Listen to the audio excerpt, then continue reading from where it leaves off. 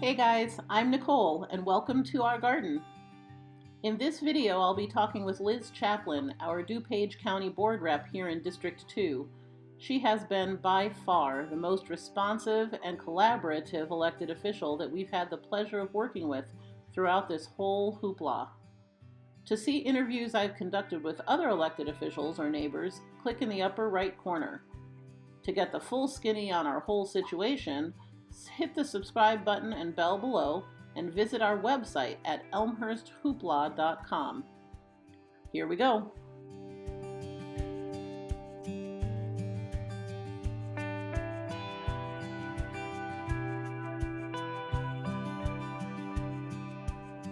Thank you for coming. And can you tell me a little bit about yourself? So my name is Liz Chaplin, and I am on the DuPage County Board.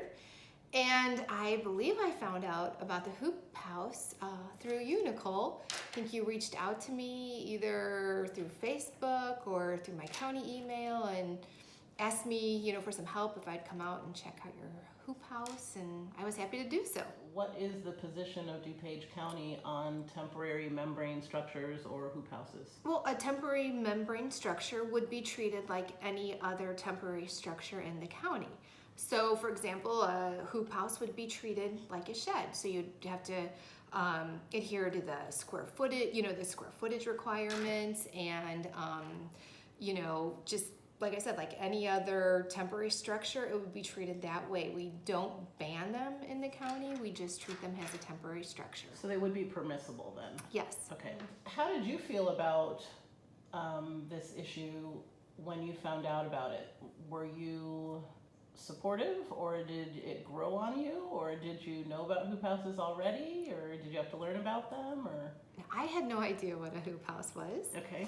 But when I came out to visit and looked at the hoop house and visited your garden, I was totally impressed by it. And I'm really a strong believer of property owner rights.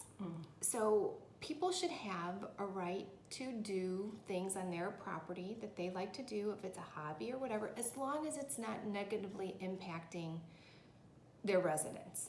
And because somebody says maybe I don't like it, is not necessarily negatively impacting them.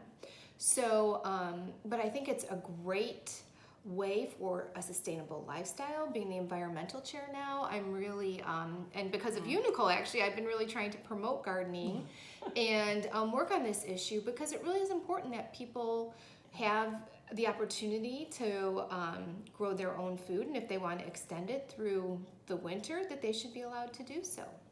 After you found out about the hoop house situation, were you able to attend any of the city meetings on the topic? I attended a few of the meetings, yes I did. And did you see any support or opposition other than my family?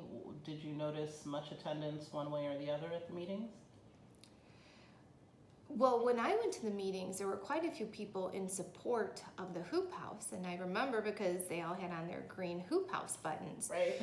So there was a lot of support at many of the meetings, and some of the meetings that I went to, there were a few naysayers, but overwhelmingly, the amount of people that showed up at the meetings were very supportive of the hoop house. How did the hoop house movement, so to speak, handle itself? Honestly, the hoop house group, your hoop house group, was probably one of the most well-organized, well-educated, and most respectful groups to go before a government body. Wow. I assume in your role as county board member, you've attended public meetings in a variety of municipalities. Would that be correct? That's true, yes. Okay. Yeah. How would you say that our efforts were received by the city of Elmhurst? Were our public comments received well, or was the overwhelming support for hoop houses acknowledged or incorporated into the deliberations based on what you were able to tell? From what I was able to tell, it appeared as no one was listening. They were there, but they were not really engaged or listening. Right. How could things be better? Like, do you have any insight onto how the process could work better? That's a hard one to say because I think the process is there in place, but I think it's the people that were sitting there that weren't really very engaged. And I think we talked about this a little bit between ourselves, but I think when you came to a county meeting and you gave public comment and you mentioned how every board member turned their chair and listened. Some were making, nodding expressions, or they were very respectful in listening to you and engaged and really paid attention to what people had to say. Yeah. So I think you have a process in place, and maybe I don't know really what was going on with Elmhurst, But it does appear to be somehow substantially different from the operation of similar processes in other municipalities. The operation or the quality of the engagement is somehow different. On this issue, I think it was, yes. Okay. If you wanted to tell people how can they best engage in these types of things, do you have any advice for regular citizens, residents who are struggling with something? Well, I think exactly what you're doing. You go out, you gather petitions, you get signatures, you show up at meetings, everywhere you can. You call the press, you get newspaper people to come in, you get reporters to do your story, anybody that will listen to you and everybody that will listen to you, and talk about it everywhere you go, because that's exactly what we did. The reason we can't find a local resolution is because the city of Elmhurst will not discuss it further. So is there anything you would recommend that we should say to them, or what would you like to see happen, or? That's a tough one because they are other elected officials. Right. But I would really hope that the city of Elmhurst would at some point revisit this possibly and look at the benefits that come from this, and that it really, it's a temporary structure. It's not up all year. It's mostly up in the winter when most people are not out in their backyards grilling or looking outside. And it has a great benefit.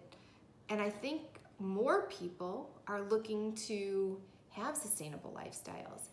And if the city doesn't start moving in that direction, well, then maybe they won't have people that want to live in Elmhurst, or they may not have a great reputation of being a welcoming community. So maybe we can run down a few assertions about the hoop house that come to mind. So it was asserted that the hoop house causes noise pollution so loud to the point of being similar to the sound of a freight train going through the neighborhood. Can you speak to that? I did not observe any noise or sounds, and we lived by a freight railroad track when we were first married, and it does not sound anything like that. Okay. No. Okay. Tried not to laugh at that. There was an assertion that when the sun shines, the hoop house glows in a way that is disturbing to those who are within proximity of that. Did you experience that? Well, I did not experience that when I was there. No. No. No, Okay. I was fine. I didn't have to put my sunglasses on or anything. Right. And then there is the primary objection that hoop houses are just not in keeping with the character of Elmhurst. The hoop house to me it wasn't extremely large or burdensome. I thought it fit nicely in your backyard. I didn't see, and I mean the character of the neighborhood, I'm looking right now, I see sheds.